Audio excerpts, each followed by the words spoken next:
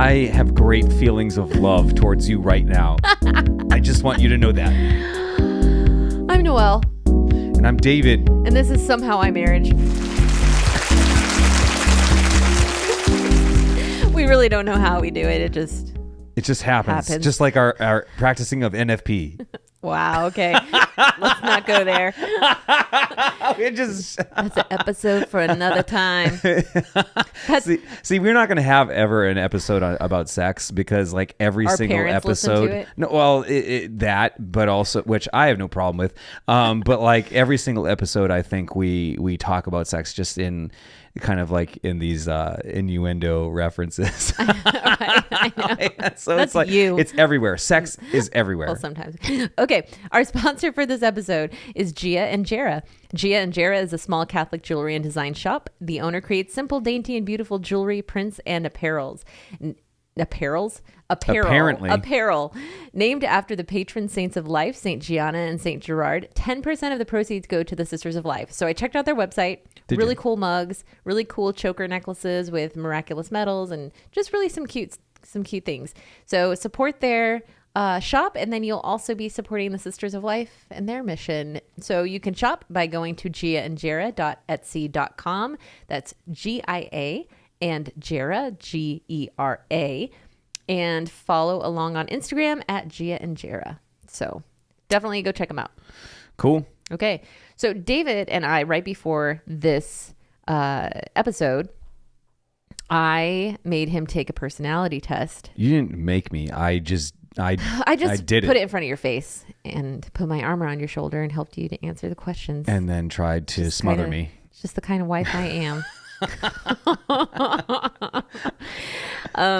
And it was interesting. So the one that we took was the temperament quiz that Catholic Match uses to match up their people, I guess, or to show how you would interact with somebody of a different temperament. Yeah, that type. was Catholic Match. Mm-hmm. And did you did Catholic Match first and then you discovered CatholicChicks.com? Yeah, I think so. Because Catholic Match was cheaper. Free, I believe. Was it free? I believe. Yeah. If you really were serious, then maybe they charge you like a little bit. But if you wanted to, if you were just like desperate and wanted to find anybody with body heat, then you could get you sign up for I free. did go on a date with somebody from there. Did I tell you that? No. Yeah. Yes, I did. 13 years later. The one who, if I dated that person 13 years, then I dated them when we were engaged. David, which I did not do. You have a lot of explaining to do. You have forgotten our anniversary. Okay. So basically. You didn't get me anything either. We owe each other a present. Fine. I owe you nothing. So anyways, this person was really into Elvis. I told you about this person. Oh, the Elvis guy. Yes. And the entire time, because I had lived in Memphis for a while, all he wanted to talk about was Elvis and everything that I knew about Elvis, which really wasn't a whole heck of a lot, to be honest with you. You don't really like Elvis that much. Not really. I mean, I do. I have respect for Elvis, and I watched the new Elvis movie, which I thought was really good. That was a good movie. But I was not like a big Elvis fan. Like I wouldn't go and see an Elvis impersonator. I don't have like that kind of fealty to it's not the real thing. The music. It's just not. Yeah. Because it's an impersonator. That's right. Good job. It's like smoking oregano. It's just. What, David? Oh my it's gosh. not the. True story. David got kicked out of school for trying to sell oregano when he was like in 6th grade. Or was it 6th grade? It was in college. Oh. Yeah, that was 6th grade. That was before I knew Jesus. I sold oregano, tried to sell oregano. The cops had to be called, and they were like, smells like basil or caprese salad. Yeah, it's oregano. See, he's got the pizza over here. Yeah. Anyway, so that's what I was like. I was not into Elvis, nor was I into real drugs. But anyway, so yeah, we took these tests. Circling back, we took these tests to whatever, get onto CatholicChicks.com, CatholicMatch.com, whatever. And we should say, if we haven't already, that there's different types of personality tests. Everybody that we talk to, like when we're trying to talk about the results of our personality test or whatever, they're saying like, they took a personality test. Yeah. The Myers-Briggs, and that has a different way of talking about these different temperaments or whatever. And so this one that we're talking about today has, it's 4 categories or 4 temperaments. And that's what we're going to deal with. Yeah. So you can take the test you can get it from Catholic Match, and you can see how on Catholic Match, they have the descriptions of how each temperament would relate to the other temperaments. But the quiz is actually located on temperamentquiz.com. So that's the one we took. So let's go into it. Like, first of all, like to preface it or give you kind of a blanket overall umbrella, an umbrella-like blanket of the overarching 4 temperaments. Let's just look at choleric. So there's choleric, melancholic, phlegmatic, and sanguine, which sounds like penguin, but totally different animal. So if you are a choleric, let me just read this from temperamentquiz.com. You are a natural leader and energetic go-getter, the classic type A personality. And then it also says you quickly respond to any situation with a strong opinion or a plan. Okay. So that's choleric. Let's look at phlegmatic. That sounds like phlegmatic, like you're going to clear your throat. I think that's the point. Yours is one of the most likable personalities. What a great guy or gal is often heard about the phlegmatic. Well, no one says that about you. You. Man, phlegmatics are calm, easygoing, and good-natured. Yeah, that's definitely not you. Okay, all right. Moving right along, the melancholic. All right, yours is a thoughtful, sensitive, artistic temperament with noble aspirations. To be or not to be, that is the question. In this famous soliloquy, Hamlet reveals his melancholic nature. Oh, so Hamlet, one of the greatest people. No, he was actually... It was imaginary? Yeah, never mind. Didn't he like... Didn't he write Shakespeare? Shut up. Yeah. Hamlet was a great orator. He wrote Shakespeare.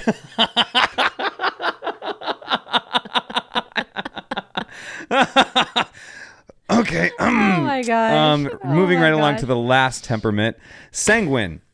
It says, hello, sunshine. That's really what it says.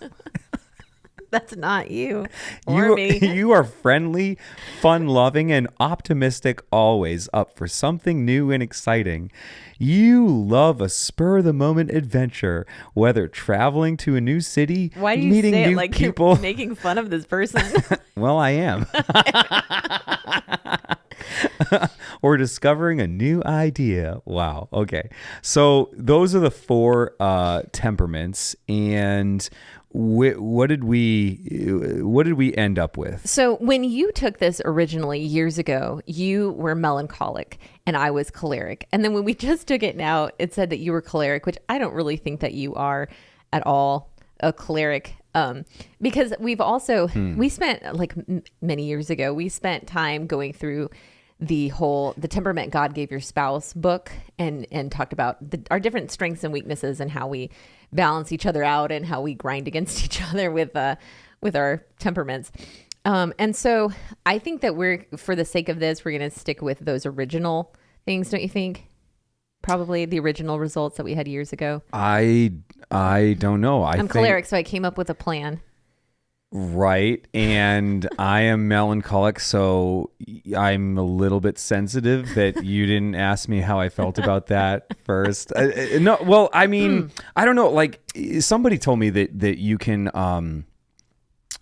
not change, but sort of like different things will happen in life. Different chapters will bring out, this side of you, that like you're rising to that occasion or whatever. Well, you develop adaptive behaviors based on the demands of the life around you, your responsibilities and things like that. And I think that that's happened. So I think we can talk about it in both, like with the way, so you were choleric primarily then, and you're still bossy. I mean, choleric now.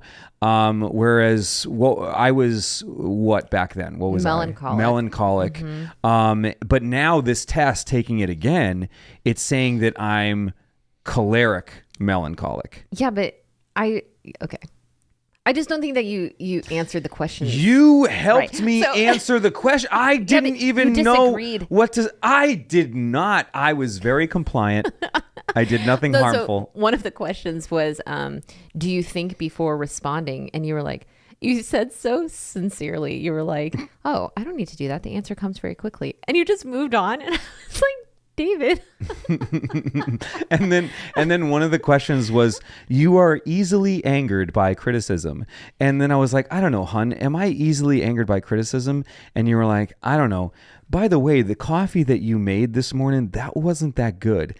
And I like the shot upset. Of anger across. I was like, what? Because I do pour over coffee, the Chemex coffee maker, which takes like 45 minutes to brew, like 40 ounces. It's like as tedious as pumping breast milk. Okay. No. But to you, it's just as valuable, apparently. So like that hurt me when you said, and so that revealed my heart when you said that the coffee stunk. So yeah, a shot of anger right there. Right there. That you were aghast. So anyways. You have gas. Oh, that's rude. Oh, you seem to be mad at my criticism. You should apologize to me right now. Okay. So choleric and melancholic. So this is the Catholic match description of the choleric and melancholic. You both have strong commitment to the marriage, to your faith, and to raising children properly. You mean this is like if the two of them are together, yes. Like if a choleric marries a melancholic. Yes. Okay, let's see. Yeah, okay. Let's see if this is true. Do you want me to start now? Yeah, I give you. I will allow it. Okay. Wow. You both have strong commitment to the marriage, your faith, and to raising children properly. I'd agree with that. Yes. Both of you are strong leaders, though the melancholic spouse will be more behind the scenes in the marriage. Do you mean behind the scenes, like doesn't really do anything? I am doing it behind the scenes, and you didn't notice. So yes, okay. It's true. You didn't notice when I did the dishes, and it really bothered me. I did notice. You expected an effusive thank you, and I was just like, thanks. And you were like, oh. I want all the credit and none of the blame. You don't praise me for doing the dishes. Just saying. I praise the Lord. I don't praise you. Okay. So well, I will keep that in mind. Okay. Forgive her, Lord. She knows not what she does. All right. It's so sneezy in here. It's so dusty. Okay. The melancholic. I didn't clean it behind the scenes. Especially if he or she is melancholic phlegmatic, may be the more sensitive and romantic partner. That is not true. Very sensitive. Yeah, and yet not romantic. Yeah, I get criticized for that all the time. That's true. But you do have this idea. Like that one time that you made me an office in the corner of our bedroom. And I came home from an 18-hour drive with all of the children by myself. And it was 3:00 in the morning. And you were expecting like, wow, this is going to be huge and so romantic. She's going to be so in love with me. She's going to be like, I want you now. And I was just like, well, disregard NFP. That looks great. And then I just fell asleep because you came in the room and like every reaction that I had envisioned before that, you just shattered or doused it with a flame of love extinguisher. And flame of love extinguisher. And you, okay. and you were like, oh, okay. And then you like fell on the bed and went to sleep. I was exhausted. And you had your feelings hurt for like 2 days. But I didn't mean to hurt your feelings. I just had come home from an 18-hour drive with 6 children by myself at 3:00 in the morning. I didn't stop at a hotel or anything like that. I drove all the way straight through and I was dead tired.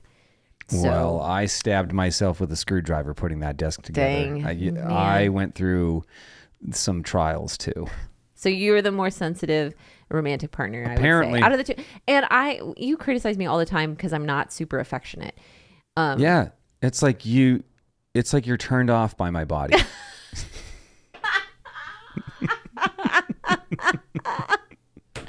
That's a different podcast. But it's true. I'm not super romantic. But the choleric will most likely take the lead in the relationship, with the melancholic exerting subtle and even passive aggressive control. That's actually that. I feel like they're reading my soul right now.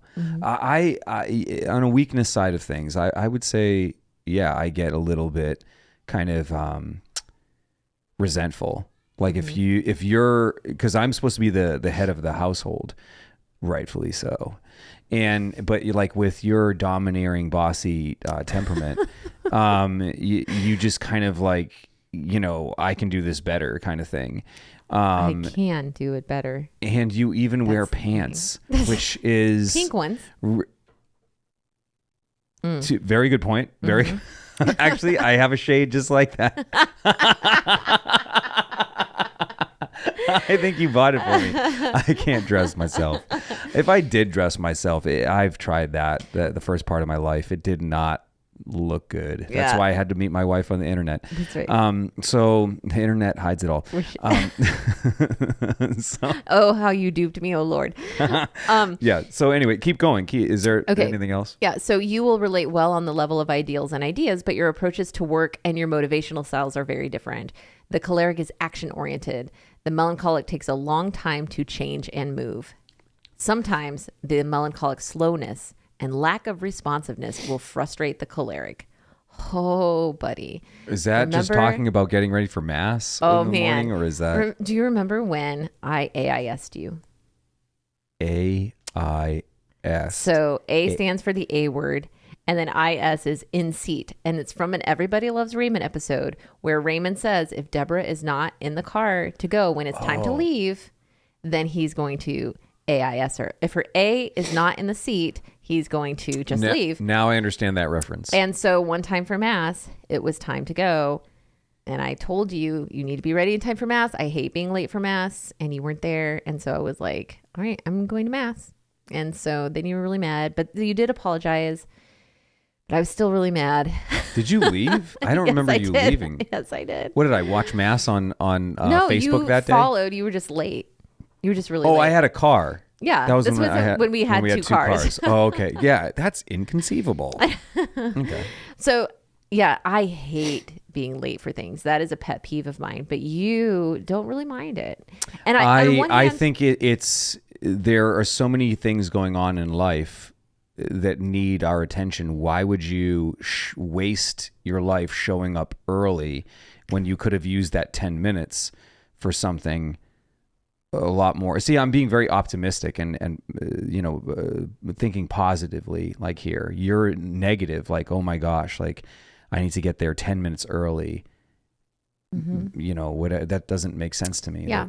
I like to be early so I don't feel like I'm rushed or that I'm wasting people's time. But for mass, I like to get there early so that I can pray and unwind from yelling at everybody to get their shoes on. I like to get to mass late so that everybody can see me when I walk in. See all of us do the walk of shame. For me, it's like the walk down the runway. Yeah. Oh, man. On the catwalk. But that is interesting, though, because I on one hand, I wish that I could be more relaxed about the things that I get really uptight about, What do you get uptight about? Oh, just, being late. I hate being late. That's a big thing. Or if things don't get done and they're still lingering, I like to just get things done and get things over with. So if something's still lingering and we haven't gotten to it yet, that really stresses me out. The dishes. But I need them to soak. And I think that there's more interesting things that we should be working on at that time rather than the dishes. Like, for instance, writing a new song. Onto the Lord. See, whereas mine is like, let's get all the work done and then we can have fun. And yours like, well, let's have a lot of fun and then we'll get to the work at some point when we feel like we might want to get to it. When you can't wash a dirty cup because the stack of dishes has piled up to the water spigot, that's when you that's when you need to start the work. Yeah. So that's our personalities. Now, when we, or temperaments rather. Now, when we took the test this time, it said that I was choleric melancholic, not a true melancholic. But I think that going off what my friend said a while ago, he was like, you change, your temperament can bring, like a situation can bring out different things in your temperament. If it's a new chapter in life, a new job, per se, like, and the job, maybe it has to do with something more leadership oriented, and choleric is natural, leader. Like, so maybe that has come out, for me, at this time of life where I'm starting my own company. So that's, and the company has to do with sales, so, and marketing and a product, and I'm the head of the company, the president, and so that's a choleric thing. So maybe those things have come out, as a result of that, which it wasn't that way before. But I would say, I don't know, I would say we balance each other out pretty well. Like, we're not two pure cholerics. Yeah, well, it's that, like, the one person is the action oriented and the other person is what did it say? Doesn't do anything. What did it say? Unmotivated by life. Just more introspective, slower to respond. But melancholic takes a long time to change. Choleric is action oriented. And I think that for us, I can get so worked up and so uptight and busy and max myself out. And then you have a great way of kind of slowing me down, helping me see that my identity is not in this idea of being productive, that it can take time to drink the coffee and just relax a minute, and you've had to tell me sometimes, like, why don't you just go in your room, just unwind and let me take over out here. And that is something that I appreciate. And I also have really appreciated that you do take time in the morning before anything else to sit and pray, to sip your coffee, to try to just, to reflect and contemplate before you start the day. Whereas I instantly am, I got to work. But seeing that example in you of how you approach prayer, like, let me take some time with the Lord, that has really inspired me, that I do incorporate that a lot more into my day. But it's taken a while for me to get to the point where I feel like I am working towards a healthier balance in my life now, and I don't know, so for you. So maybe that has changed a little bit for you, like as I've developed some choleric tendencies or whatever, maybe you have gotten a little bit melancholic, maybe. I think the main thing is I've learned to not take myself so seriously, and that has been a huge growth for me. Not that it's not something that I still struggle with. Like, I still am really anal about not being late for things. I really have a hard time with that. But sure. As far as, like, being able to let go of that sooner, to let go of grudges sooner, to be a little more like, okay, this isn't that big of a deal. We're gonna get through this, whatever it may be. That's gotten better for me just with your influence. Mm-hmm. So. Which has been, you'd say, overall a positive influence. Now that we got past that first 10 years, I would say, yeah, it's definitely improved. Yeah. I don't know if, I don't know where this choleric thing has come from, other than the new life change or chapter, changing in our lives, kind of new, this new adventure of occupation, and workflow or whatever, trying to start that business. And what type of business, I maybe that's where that's come from.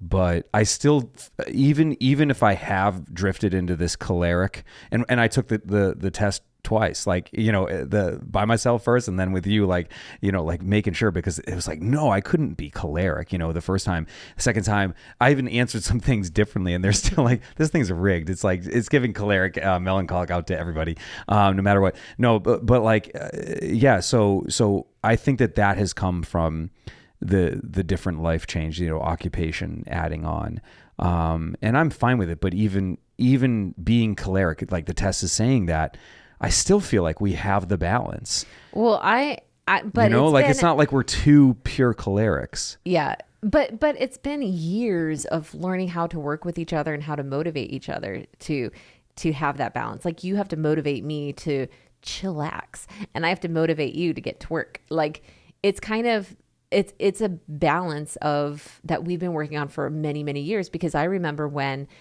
you were temporarily unemployed, and I was like, that's a nice way to put it. When you were a bum, when you were a deadbeat dad, when you were in between jobs. I remember you spent your whole day. I was at work that day, and I was pregnant with our first child, and you spent the whole day hunting and killing a woodchuck that was destroying our deck. Wait, and was it a woodchuck or a groundhog? I think that there's a difference. It was something that was a groundhog. Well, it was destroying our deck. We're gonna go with groundhog. Fine. Yeah. I don't think it was, but anyways, it could have chucked wood. But then I come home from work, and you're like, "What's for dinner?" No, when you came home from work, I was in the shower, like crying because I killed that animal. I felt so dirty. That is also true. But then you were like, so I had never killed anything before that big. It was twitching. Yeah. So that was David's one hunt, and he will not do that again. It was awesome, yet I was very much traumatized afterwards. But yet still, like, that was awesome, but traumatized, crying, laughing in the shower. How much wood can a woodchuck chuck? Well, he can't chuck anymore because you killed him. He has a bullet through his temple. Yeah. Well, oh gosh. It's horrible. And then I hit him with a shovel. Yeah, it was really terrible. So, hey, for all the husbands out there, all the husbands, like, appreciate that. You're speaking for the wives.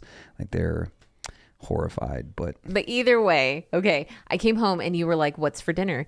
And I was like, "Yeah." You were home all day. I had been out hunting. And we couldn't eat the groundhog because I buried it. I gave it a proper funeral. Died last winter. So anyways, but I was really mad because you had been home all day and I'd been at work all day. And then we realized, yeah, David can't be, the stay-at-home parent. Like, this is not going to work for us. I need you to get out of the house. Like, not much has changed, I think. Yeah. Yeah. So that was how we started our marriage, and we went, to counseling, and you had to learn a bunch of different life skills that you hadn't had to learn before, and I had to learn a bunch of how to not roll over everybody with my bossiness skills and allow you to do what you needed to do on your timeline and not always on my timeline.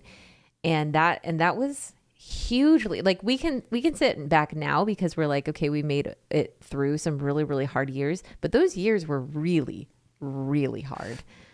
Yeah, that was the beginning. Mm-hmm. Yeah, and then I think we've talked about it on the show before, like the ADHD diagnosis that I got. 99 percentile I scored. 99% inattentive. Highest grade I got in my entire life. True story. Yep. Yeah, that was, and then trying the medication, whatever. I tell you all the time, what I think about ADHD medication or whatever, but I'll just say it for all the parents out there, like, and because this relates to balancing each other out. Find some to all the parents that have ADHD kids or parents that are ADHD or single people, that are called to marriage, and looking for somebody, like, it's going to be okay. Like, and I told this to a kid in the back of Mass who was tweaking out. Like, I was walking by, I think with what Andre, is tweaking out? like, he had just taken so he got kicked out of mass apparently by his parents because he was like behavioral issues, and he was tweaking out because his medication hadn't kicked in yet. They gave him the medication at mass, to settle him down or whatever. And he was on the floor. He was sitting outside of mass, like in the gather, whatever space or whatever, and rocking back and forth kind of, and just like, and I'm like, what are you doing? And he's like, my medication hasn't kicked in. I have ADHD and I'm having a hard time. And this is what I said to him. I said, listen, it's going to be okay. Life is going to be okay. You don't have to be jack of all trades for everybody. Your ADHD, it's a superpower. And you're going to find people later on in life that are going to balance you out. And you're going to complement that balancing out is you're going to complement their skills with your ADHD, and their skills are going to channel and focus and ground your ADHD. And I really believe that. Like, it's not about medication. Like, we need to make these ADHD kids more organized and focused and sit still for long hours and be productive.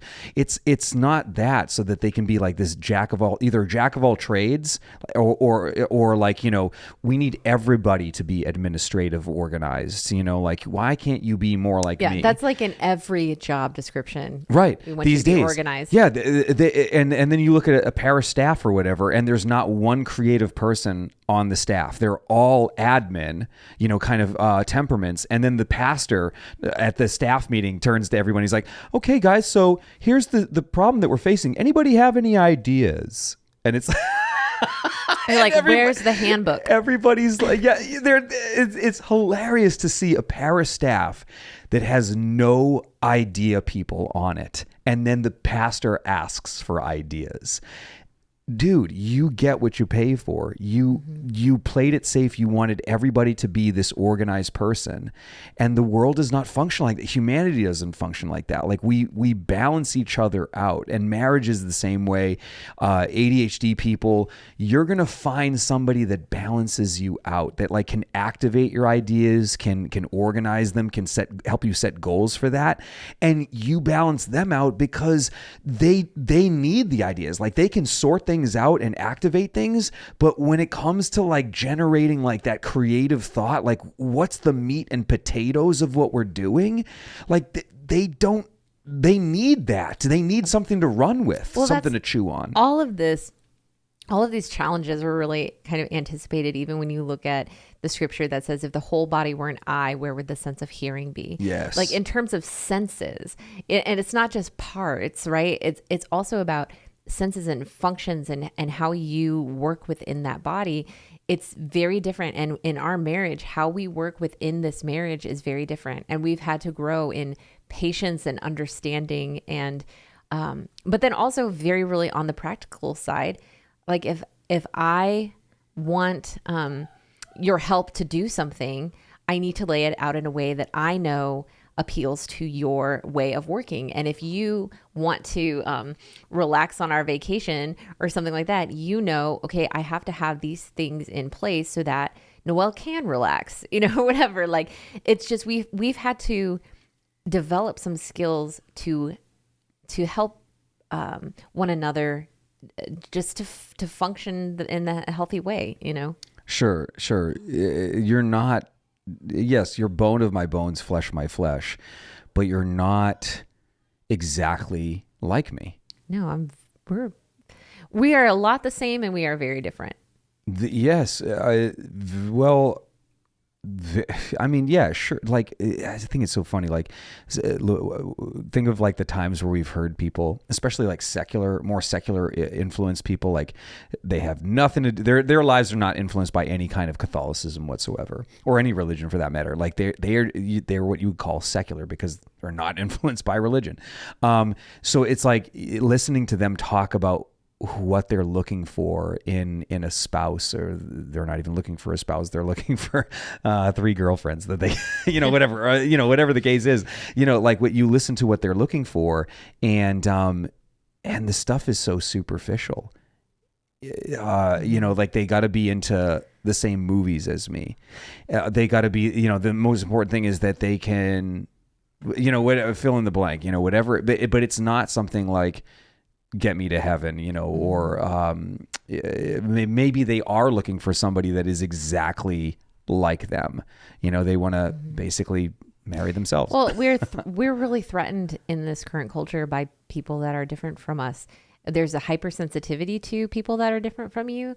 And some of it's justified and some of it's not. And then there's also this idea that if you have a different opinion than me or a different belief system than me, then you're a threat to my own opinions and belief system. And so I think social media has played a lot of that, but I think you are more trying to look for somebody who shares everything in the same as you. And I think that for us, I don't think we were immersed as much in the current culture now back when we were dating. So that played a little bit less of a role in our discernment. No, I wasn't smoking oregano back then. So that I was eating it on my pizza. No, I think things have changed and grown, but we still balance each other out. And I liked what you said about the St. Paul thing. Like I think that we really have embodied that in a lot of ways, as a married couple, but then even seeing like the different temperaments play themselves out in our kids. They are obviously very different, and I think every family is like that and can relate. But then as a domestic church, they're still under our roof right now. They're not leaving the home. Our boys aren't leaving the home so that they can cleave their wife. Cleave to their wife. That's the best joke. Anyway, that never gonna live that down. We are this domestic church that like has these different gifts, these different temperaments, and we're working together in that, still balancing each other out. That's right. And trying to figure that out. A few more years, maybe we'll get it. Maybe our podcast will be titled "We Did It, Marriage." Yes. Somehow I marriage. We're trying our best. And we'll have a different theme song. But until then, thank you, ladies and gentlemen, for joining us today. It has been very, very wonderful. And check out our sponsor, giaandjera.etsy.com. Oh my gosh. All right. Well, I'm done talking to you now.